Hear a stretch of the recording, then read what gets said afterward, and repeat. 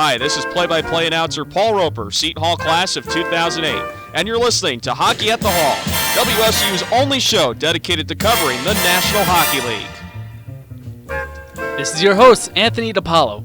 Mike Galati. And I'm Sean Clancy. The playoffs are upon us, ladies and gents. We got 2 New York teams in, all 3 California teams in, and all of the original 6 in, including the Toronto Maple Leafs, who haven't seen playoff action in 9 years. It's the most wonderful time of the year, friends. Playoff hockey is here. Take it away, Anthony. Sean, you just took the words right out of my mouth. That was just pure brilliance. Yeah, that was really good. Just stay up all night writing that? Yeah. Did it during math class. So, this is our playoff special for those who have been following hockey.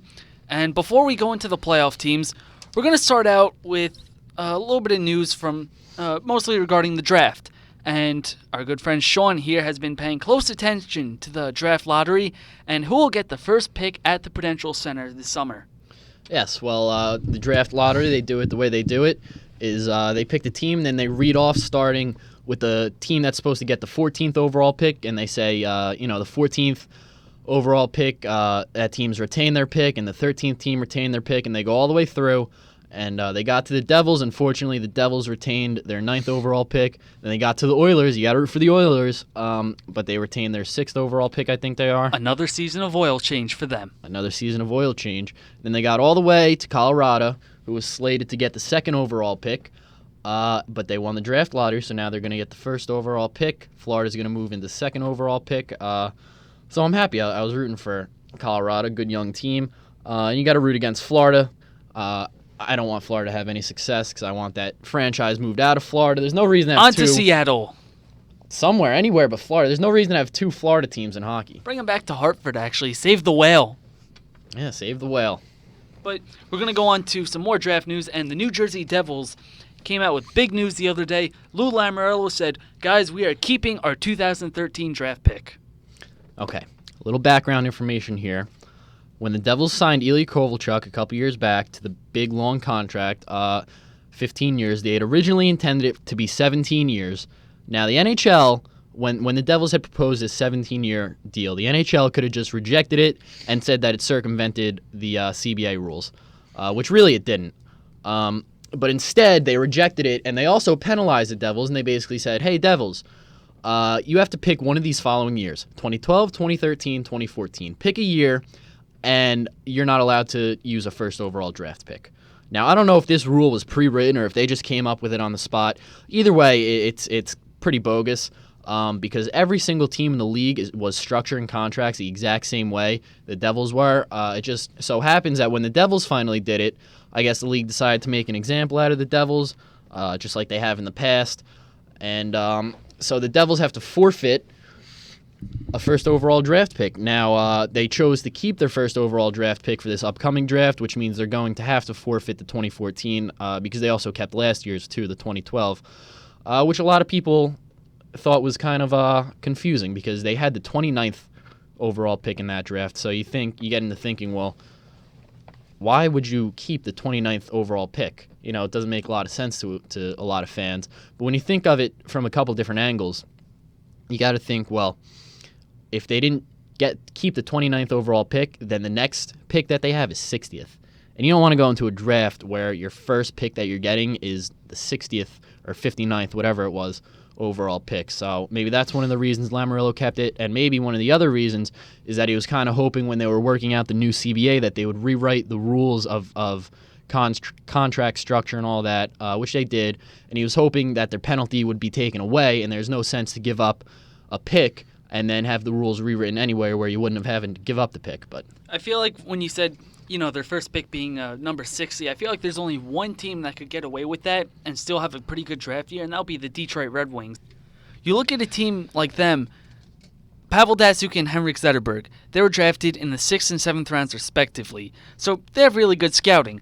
But before I digress, with the Devils, if they can have a really good season next year, get back into the playoffs, and get a 20-something or 30-something round draft pick, then it probably would be worth it to give up the draft pick next year rather than now.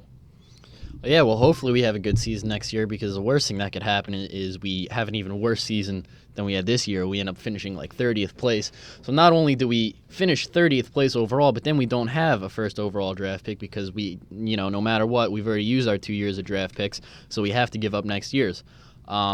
Which it's not fair. You think Lamoriello can still pull for this, to have the league kind of maybe throw him a bone, and he can go forth and say, this is not fair. Every other team is structuring contracts the same way, and maybe some other teams can even step up and help the Devils and say, hey, give the Devils their pick back, because it's not fair. But the league's not going to do that.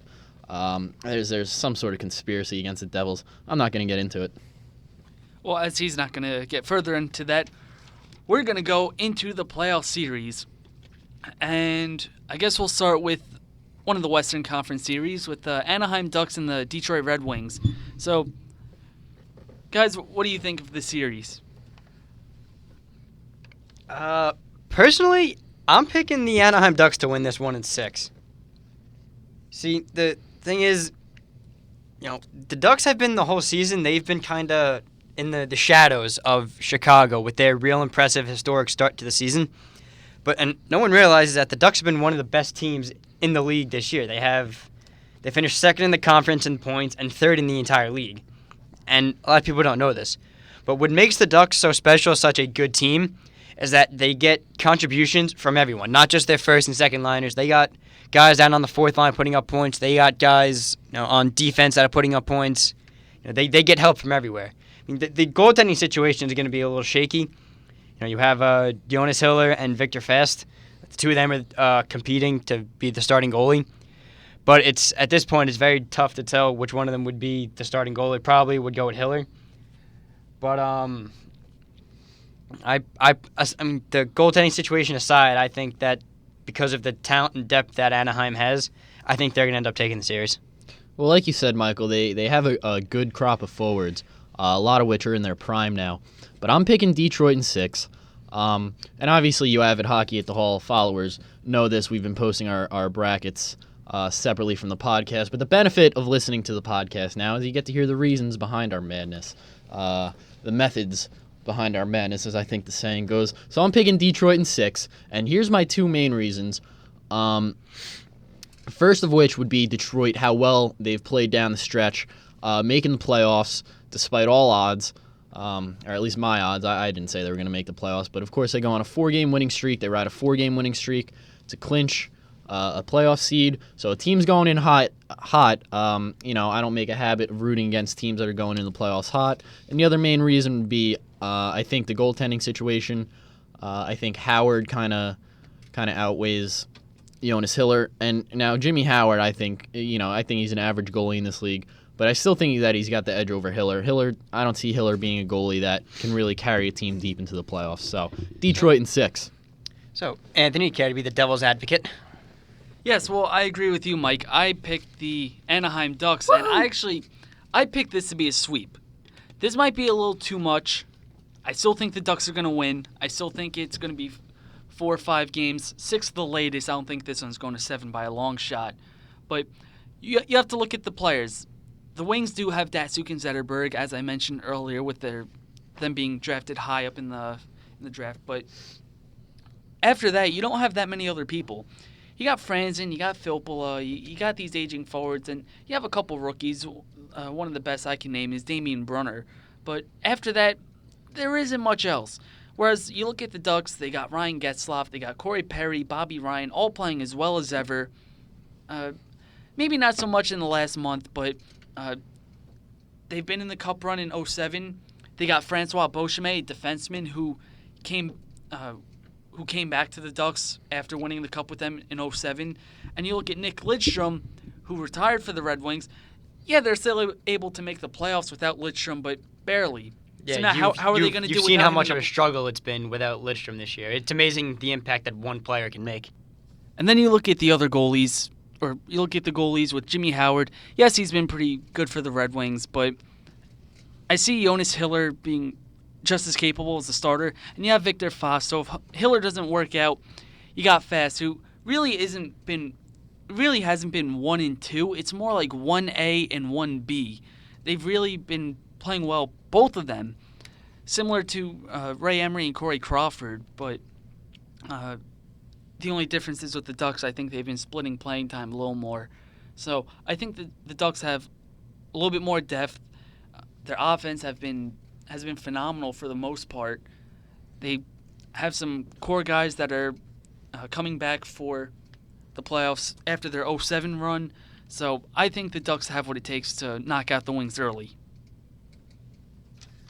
But then we look at another series. If you guys want to jump to the East for this one, we'll look at the New York Islanders versus the Pittsburgh Penguins. Apparently, this is easily considered the most one-sided series in the playoffs so far. And Sean, would you like to start off again? Yeah, well, you go to NHL.com and you look at this article that's at the top of the top headlines in bold print, like they're proud of it for some reason. The experts, the 17 paid expert analysts, 15 out of 17 of these people have the Pittsburgh Penguins going to the Stanley Cup Final. 15 out of 17. Let me repeat this one more time, ladies and gents. 15 out of 17 have the Pittsburgh Penguins going to the Stanley Cup Finals. Now, if all it takes to be a paid analyst on NHL.com is to just pick the top seeds, then sign me up, because that's easy enough. But I mean, really. Now, I obviously Pittsburgh is the overwhelming favorite here. But when I was deciding the series, it took me a little bit of time. There's a lot of things to consider when you look at the Pittsburgh Islanders series. Now, I did end up picking Pittsburgh in 5 games, but the Islanders are capable with their speed and with Evgeny Nabokov and his experience. They're capable of stealing a couple games, and who knows, maybe even the series, as a couple people thought. Actually, what do they have? They have all 17 out of 17 have the Penguins winning the first round, and then 15 going to Stanley Cup Finals. So Pittsburgh is really they're making Pittsburgh fans go crazy with this article, in a good way for Pittsburgh fans, bad way for everybody else. Yeah, no, that's pretty ridiculous that they have just like every single analyst and writer has the Penguins going. Has the Penguins at least beating the Islanders, and most of them going to the Stanley Cup. But the thing is, though, which a lot of people don't take into consideration, that the Penguins have home ice advantage locked up because they won the conference, and the Islanders have been one of the best road teams in the NHL this year. The Islanders on the road this year are 14-6-2, which is hands down one of the best records in the entire league. So, if they can, manage to, keep doing what they've been doing on the road, and if they can, what's the word? They can have all their youngsters, perform at the level that everyone knows that they're capable of performing at, then I can definitely see the Islanders surprising Pittsburgh and sending them home real early for the second year in a row. So you're picking the Islanders. I am picking the Islanders. What about you, Anthony? Picking the Islanders in 7. Well, if you go by Hockey at the Hall with the blogs that we posted, and you look at when we posted them, I was the first one to say that the Islanders are going to beat the Penguins. So if you're going to say there's any hipster and predictions, that is obviously me. What do you call me, copycat now?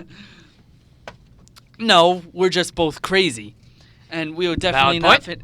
We would definitely not fit in with the NHL.com and NHL Network analysts. Yeah, but by the way, we should never go to Pennsylvania. We'll both get killed. But I feel like it's a combination of wishful thinking, a little bit of ration, not that much, but for the most part, just craziness. But I will try to justify it. Upsets do happen. You look at the LA Kings last year, they've been a testament to this new cliche in the NHL where all you have to do is make the playoffs and anything can happen, and the Islanders are no exception. They are a National Hockey League team that can compete with any of the other 29 teams, and the Penguins are no exception either. Mike said it perfectly. The Islanders are a very good road team, but aside from that, I think there are 2 key factors for the Islanders to beat the Penguins. John Tavares and Evgeny Nabokov will have to have a stellar first round, and if Nabokov has a good round, obviously, he'll be able to stop Crosby, Malkin, Letang, Kunis, really the offensive powerhouse. And if you have Tavares going, that means you'll most likely have Matt Molson going. Then you'll have the other guys charged up. You have Franz Nielsen playing well. You have Michael Grabner utilizing his speed. So we are having this discussion in the past couple of podcasts with Tavares getting the Hart Trophy.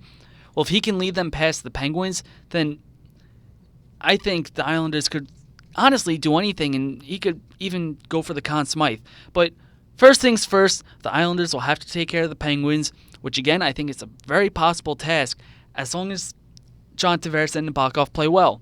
I think that the Penguins might have damaged their chemistry a little bit when getting all of these superstars with UC Jokinen, Jarome Iginla. They did have a pretty strong finish to the season, but can that translate well in the playoffs? The Islanders had a very similar lineup throughout most of the season. They had the addition of Vishnofsky, which I think really helped their defense, but I think this will be the upset of the playoffs. What's next series you got for us? Well, if you want to jump back to the West, and this series, as of this recording, is already going on, we got Chicago and we got Minnesota, and we have some pretty breaking news, I guess you can say this. Mike, I think you were the first one to discover this. Yes. Minnesota's starting goaltender, Nicholas Backstrom, hurt himself today in warm-ups. He hurt his back going to make a save, and he had to be actually helped off the ice. So the backup goaltender, Josh Harding, whom we discussed quite a bit last week, he finished the warm-up, and he's making the start. And actually, as of this recording, as of right now, Minnesota is beating Chicago 1-0 at the end of the first period. So far, that's paid off for him. And Cal Clutterbuck's got the goal with the assist from Clayton Stoner. How about that, folks? Okay, guys, now, just a quick question. Will this prediction, or will this injury change any of your predictions, or with the lead right now that Minnesota has? I mean, what do you guys think? Are you guys going to stick with your predictions? And if so, might as well share them out. Well, it's too late to change your predictions. You can't have something happen in a series and then change the prediction mid-series. Well, actually, I guess it happened during the warm-ups. But anyway, you can't really change a prediction, and even if you could, things don't change for me. Josh Harding is just as capable as Nicholas Backstrom. Not quite the experience and all that, but Josh Harding, he's a real competitor, and he's perfectly capable of doing all the same things, keeping the team in it, just like Nick Backstrom can. So I think Minnesota's still in good position here. So, would you like to say your prediction? Oh, yeah, well, it's going to be Chicago in 5, if you ask me. Chicago's just got the overwhelming offense and obviously the great season that they had. And Minnesota not playing well. They almost lost out on their playoff spot. If it was a full season, Minnesota probably wouldn't be in the playoffs. But they were able to hang on. But I don't think they're going to be able to get it done against Chicago. 5 games, Chicago will get the W. Yeah, I'm going to agree with you on this one. Right down to the number. I also have Chicago winning it in 5. But the reason why I see Chicago just pretty much dominating the series is that they like the Ducks before them. They have just 4 solid lines that can score. The Wild simply don't have the scoring depth that Chicago has. I mean, yes, the two big free agent acquisitions that they had this year, Zach Parise and Ryan Suter, have been their usual selves, putting up a lot of points and contributing nicely. But they simply are just not getting any scoring, any production from the bottom lines, and it's going to come back to haunt them. I agree with you guys. I think I also had the Blackhawks in 5, so I guess we all go across the board on this one, not only teams, but the amount of games. I think the Wild can scrape a win. They do have Parise, who, as much as I hate to see him go, has one hell of a work ethic. And even with Josh Harding in net, I think he too can scrape a win. I don't know if today will be that day, but we'll see. The Blackhawks have just way too much talent for the Wild to handle, and this should be a quick series. And the next series we will talk about is one of the 2 Northeastern rivalry matchups, the Toronto Maple Leafs and the Boston Bruins. Yes, 4 Northeastern teams making the playoffs this year, and they got paired up against each other. Like you mentioned, Anthony, we got Boston versus Toronto. Now, this was an incredibly difficult series for me to try to predict. And because of that, I think it's going to be a 7-game series. But I did give Toronto the edge because Boston's got great depth and they've got great balance, but I don't know exactly what it was, but I just had a great feeling about Toronto, the way they've been playing lately, the speed they've been playing with. I think Toronto's going to be able to edge out, get those couple of extra goals. James Reimer has been great for Toronto, so I think Toronto might, I don't know if you can call it an upset because it's the 4th seed versus the 5th seed, but Toronto being the lower seed, I think they're going to win, but it's going to take 7 games to do it. Yeah, I'm going to have to disagree with you on that one. I have Boston winning it in 5. You know, both teams are loaded with talent. You know, you look at Boston, they have Jagr, Marchand, Lucic, Chara. You know, they have, you know, a lot of, you know, real talented players. They have one of the best goalies in the league in Tuukka Rask. And, you know, the Leafs, you know, are relatively equal with them. They have, you know, Joffrey Lupul, Phil Kessel, Nazem Kadri up front. They got Dion Phaneuf on defense, who's got one of the hardest slap shots in the league. So it's going to be a good series, but I feel like Toronto just I feel like Boston with their their playoff experience, and just they, you know, in my opinion, have just more skilled players. I feel like they're going to end up taking it. This is where I agree with Sean this time. Yes, Sean is happy. I do think that Toronto will not only... Hey, we have different predictions. What are you going to do about it? But you look at the Toronto Maple Leafs and you look at the Boston Bruins, and you guys are both right. Pretty evenly matched. Both teams with pretty good amount of depth. And I'm sure everybody's hating on the Toronto Maple Leafs, the team that everyone loves to hate. But this is a team that I was really excited to watch this year. I am very happy that they made the playoffs. And you look at, you brought him up, Nazem Kadri. I think he'll be a big factor in this first round. It'll be his first playoff run, just like a lot of the other players on the Leafs. But I really think they can step it up, and they have enough to, just like the Islanders, perhaps pull off another upset.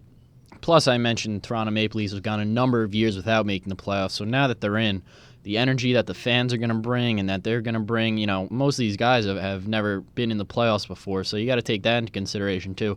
They're going to come out with a lot of fire and a lot of passion and a lot of energy to win this series. Okay, now we're going on to our next series, going back to the Western Conference. We got the LA Kings and the St. Louis Blues, the 5th and the 4th seed. So, what are your thoughts on that one? St. Louis in 6. As you know, as all you guys know, if you've been following the Hockey at the Hall blogspot site, I have St. Louis winning the Stanley Cup. But that all depends first on them being able to beat the Los Angeles Kings in the first round, which I think St. Louis is capable of doing. You know, they got great young players, and like the Bruins, they have a lot of spread out talent and a lot of weapons they can come at you with. They have a lot of youth. They do have veteran leadership too, and they pretty much have every aspect that a Stanley Cup team needs. And it's going to be a tough series though against the Los Angeles Kings, the defending Stanley Cup champs. But I think St. Louis is going to be able to do it in 6 games. I'm once again going to disagree with you, because we just can't seem to agree on anything today. Nope. I have the Kings winning it in 7. You know, and I personally think this is going to be probably the best matchup of the entire first round. You know, you have two teams that, for the most part, are very even teams. You know, they both have, you know, good scoring. They both have a, you know, good offense that can put up goals. They both have, you know, good shutdown defense, and they both have top of the line goalies that can both completely steal and change a game. So it's simply going to come to, you know, which team can get hot first. But I think it's going to end up being the Kings that take it. Again, I agree with Sean. I think this will be the Blues in 5. You look at the 3 other series between these two teams, and they were all sweeps. Last year being the LA Kings sweeping the Blues. But going more so about last year, everyone knows how the Kings had that historic run, just really steamrolled everybody in their path. I don't think this is something they can repeat twice. I really don't. Yes, you got Jonathan Quick, you have Dustin Brown, you have Carter, but on the other side, you got Alex Pietrangelo, you got guys like TJ Oshie, who's coming off an injury. He's going to come in really strong. You got Stewart and You have Brian Elliott coming back. So I think you have a really well-rounded team that can beat the Kings. What do you got next for us, Anthony? Okay, now we're going to talk about the series that I know Mike will be paying close attention to, and that is the Washington Capitals and the New York Rangers. And Mike is already pretty excited. Sean, how many games do you have the Capitals winning in? I don't have the Capitals winning. I have the Rangers winning. Oh, the Devils fan going for the Rangers. Yeah, can you believe it? I should punch you. I have. The It's Rangers okay. going all I the way got to the Rangers Stanley winning Cup. too, Mike. You have the Rangers going all the way to Stanley Cup. So we're in agreement here, unison. All three of us have the Rangers winning. Yep. Would you look at that? So, would you like to explain, Sean? Or Mike, would you like to go first? Mike seemed pretty excited about All right. this. Go ahead. All right. Well, I have the Rangers winning in 6. And before I explain why, I just have to say the hockey gods, they have to love this matchup. Because it seems like this happens every single year. The Rangers versus the Capitals in the playoffs. It's 4 out of the last 5 years. For the last 5 seasons, yep. I mean, personally, I think it's going to be a good series. Both teams are, very, very talented offensively. The Rangers have Rick Nash and Brad Richards. The Capitals have Alex Ovechkin, who's just been on a tear lately. But in my opinion, New York has the better defense, and they have a better goalie. So I think they're going to end up taking the series in 6 games if they can stay out of the playoffs. Because Washington's power play this year has been far and away. You said stay out of the playoffs. I think you mean penalty box. Did I say playoffs? I'm sorry, 'cause I read the word playoffs. That's why. Wow, that's embarrassing. If they can stay out of the penalty box, because the Capitals have had just far and away the best power play in the entire league this year. And if the Rangers can avoid giving them that advantage, then I think the Rangers can win this one. Well, one of the advantages the Rangers have there is they're one of the least penalized teams in the league. So when Washington gets their opportunity for the power play, they're really going to have to capitalize. And the Rangers this year have been an average penalty-killing team. So you got to take all that into consideration. But what did it for me here in this series is the depth. Now, obviously, both teams have big premier forwards, good scorers that are going to have to do their jobs. And I think both, the Rick Nashes, the Alex Ovechkins are going to be able to get it done offensively. But then you got to look at the depth. And if the Rangers are going to win this series, then you got to have key guys step up, depth players, like Ryan Clough and the young guys, Carl Hagelin, Chris Kreider if he gets time, Taylor Pyatt. All these guys got to step up.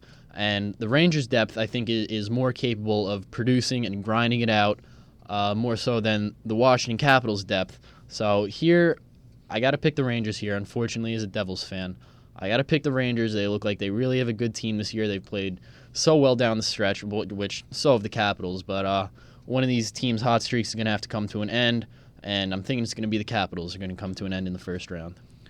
And I will be the third one that will pick the Rangers. I think this will go to 7 games. And I think the X factor is easily the deadline deal that the Rangers made. Glenn Sather will be hailed as a genius by the end of the playoffs for this move he made. Yes, they got rid of Marian Gaborik, but now they have Rick Nash. They still have Brad Richards, and they still have some good scorers, but Ryan Clough being one of them. And you talk about the penalty kill. You look at Darryl Powell. He's just like Callahan, if not better, in terms of blocking shots. You put these two guys up at the point, they'll be more than happy to step in front of Ovechkin's slapper. Mike's shaking his head. Why are you shaking your head, Mike? I'm shaking my head because I don't think he's better than Callahan. I do agree that both of them are incredibly willing to sacrifice the body. Block shots, so. And that's another advantage that I think the Rangers have is Ryan Callahan. And it's hard to win a Stanley Cup championship without a Ryan Callahan on your team. And I don't know whether or not the Washington Capitals have a Ryan Callahan, but the Rangers definitely do have a Ryan Callahan. And he's a big X factor. He is a great leader. He can score goals. His compete factor is just tops in the league. So Ryan Callahan, I think, and because of this, I picked Ryan Callahan to actually win the MVP, the Conn Smythe Award, regardless of who wins the Stanley Cup final, because I also have the Rangers going to the Stanley Cup final. But I think Ryan Callahan is really, really going to step up this postseason and be one of the biggest contributing factors to why the Rangers are going to do well. said Ryan Callahan's name a lot there, Sean. There can only be one Ryan Callahan. But anyway, the last series we're going to talk about in the Western Conference is the San Jose Sharks and the Vancouver Canucks, two teams that have a bit of a choking hazard to their name. Yes, well, San Jose, obviously, they went all those years with putting up amazing regular season records, playing great in the regular season, then being out very early in the playoffs.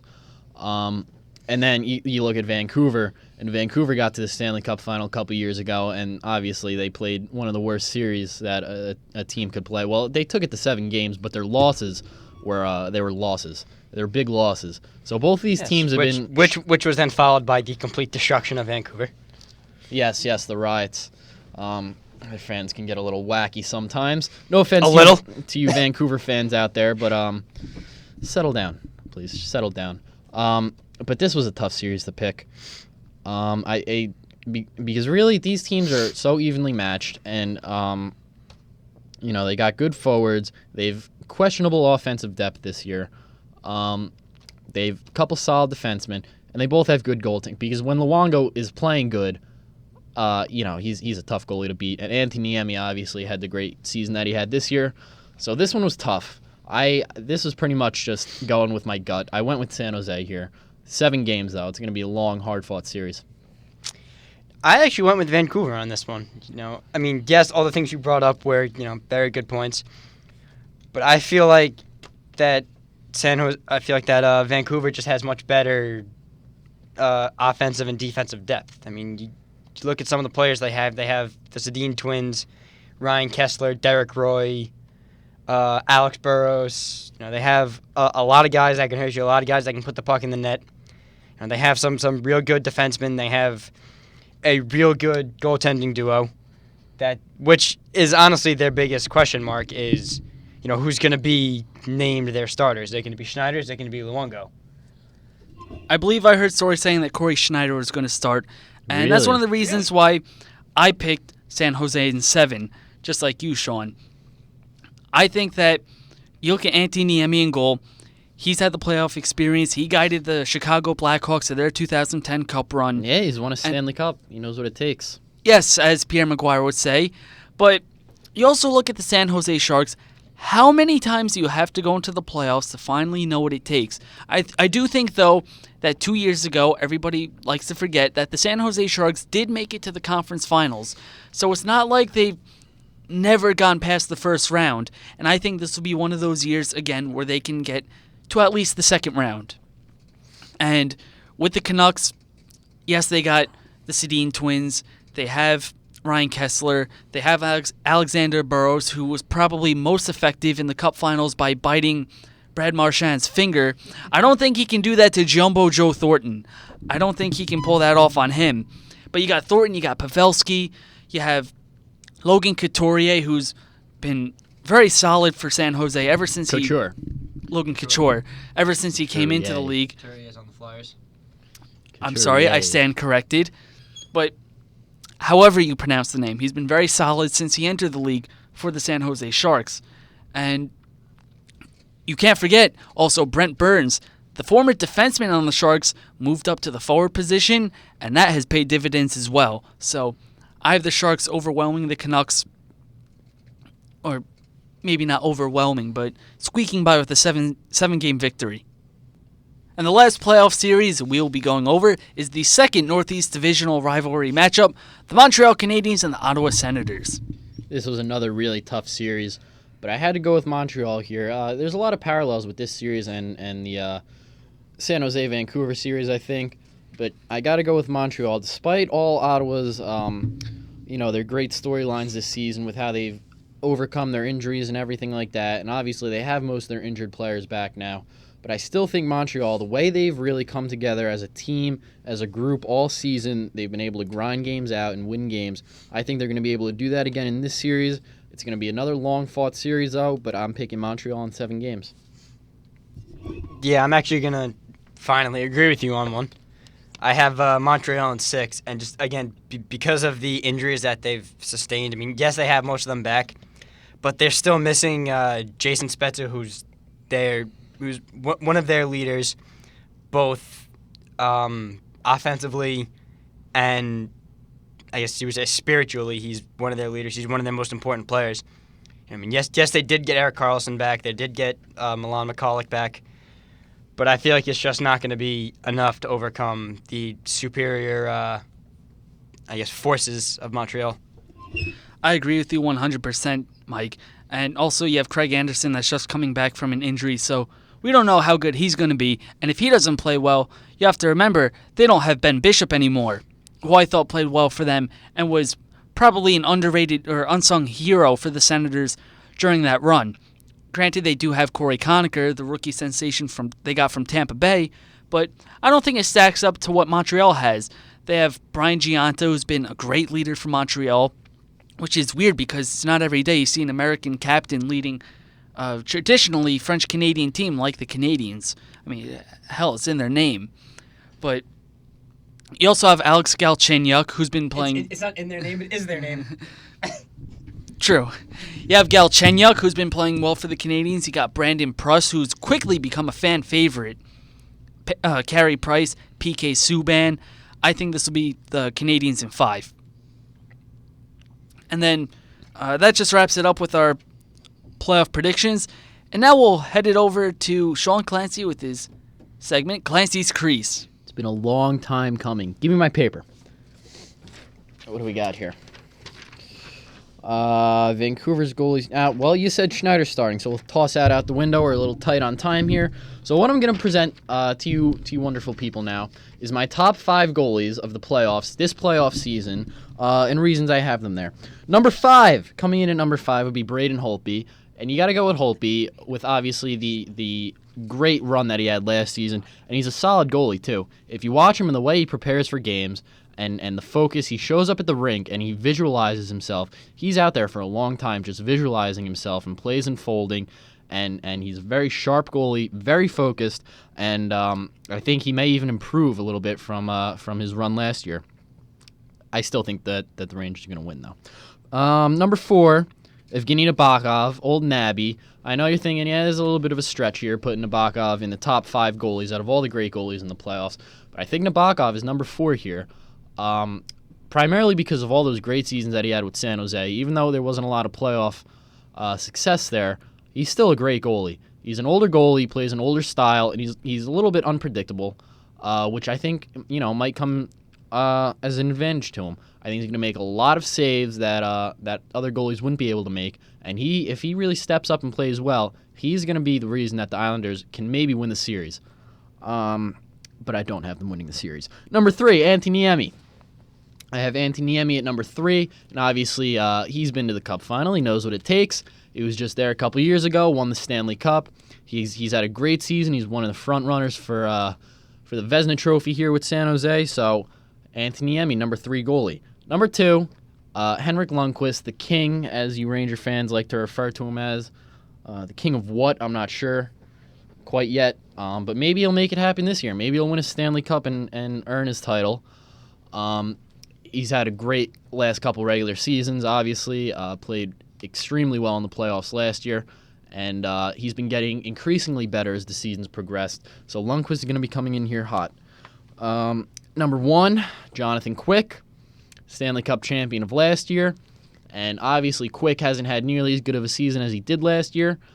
However, Quick is a goalie that can really step it up in the playoffs, and if he brings himself to that level, he's unbeatable. I don't know if you people watched how much Jonathan Quick you watch other than the Stanley Cup final last year, but I watched all 4 rounds of him play, and he plays the butterfly style better than any other goalie in the league, I think. His flexibility and his poise and everything he brings to it, and his creativity sometimes, too. He can stack the pads. He dives around and flops like the best of them. But he's a very structured goalie when he doesn't have to make those desperation saves. And despite his small stature, he can become incredibly difficult to beat. And he is the reason that the Kings made the playoffs last year. And without him, I don't think that they would have won the Cup. So if he brings himself to that level, the Kings might have a chance of getting back at the Stanley Cup final. But like usual, I have them losing out in the first round. So almost all my goalies that I have as the top goalies, I do have losing in the first round, which may seem kind of contradictory to you, but I have my reasons, so don't worry about it. That's it for Clancy's Crease. What do you got next, Anthony? Well, really, it looks like we were just about to wrap it up. Do you guys have anything else to add in? No, let's wrap it up. I want to go watch hockey. All right, yes, as of this recording, right now, we are actually in the second period of both Minnesota and Chicago. I guess Mike is ready to give us some updates. Not of both Minnesota and Chicago. They're playing each other, Anthony. Good call. But earlier in the second period, Chicago tied it up. Marian Hossa scored a goal to even it at 1 apiece. Almost halfway through the second period between Los Angeles and St. Louis is still winning 1-0. Future Stanley Cup champion, St. Louis Blues. And I said that at the beginning of the season. Yeah, we'll see about that. We'll see. All right, well, by the time this thing gets released, chances are the games are going to be over. So congratulations to the Chicago Blackhawks and the St. Louis Blues for winning Game 1s of their respective series. I'm going to say that right now. And that is our episode of Hockey at the Hall. This has been your host, Anthony DiPaolo. Mike Bellotti. And I'm Sean Clancy. And until then, tune in for next week where we'll further talk about the NHL playoffs. I almost want, you saying congratulations to the two teams. I almost want the other two teams to win now just to prove you wrong. Even though I have Chicago winning, I now want Minnesota to win. There's a lot of animosity between you two. As I was saying, tune in for next week as we go deeper into the NHL playoffs.